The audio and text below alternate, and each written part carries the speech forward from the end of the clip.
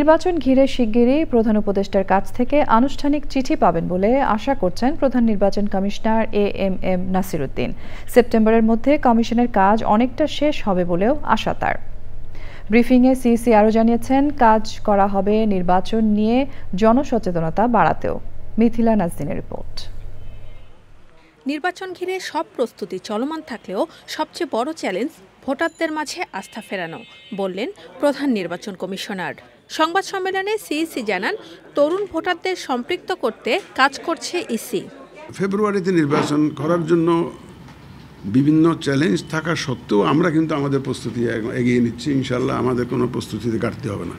এবার একটু younger জেনারেশনকে include করার জন্য একটা ভোটার রেজিস্ট্রেশন আইনে আমরা একটা অ্যামেন্ডমেন্ট এনেছি, যাতে একটা কাট অফ ডেটে আরও কিছু নতুন ভোটারকে আমরা যাতে ইনক্লুড করতে পারি, যারা এর মধ্যে 18 বছর হয়ে যাবে।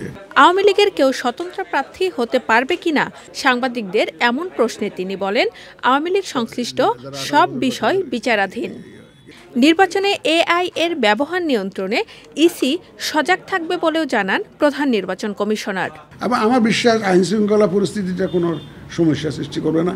আমার জন্য এখন বড় দুশ্চিন্তা হয়ে গেছে যে AI, misuse of AI, abuse of AI.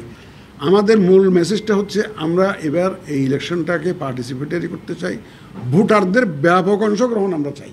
অবাধ, সুষ্ঠু ও নিরপেক্ষ নির্বাচন অনুষ্ঠানে পেশাগত দায়িত্বশীলতা প্রদর্শনের জন্য সংশ্লিষ্ট সবাইকে আহ্বান জানান প্রধান নির্বাচন কমিশনার। নির্বাচনের সময় সাংবাদিকদের জন্য নীতিমালা কী হবে তা নিয়ে ইসি বরাবর স্মারকলিপি পেশ করেন নির্বাচন কমিশন বিটের সাংবাদিকরা। Mithila Naznin, channel I, Dhaka.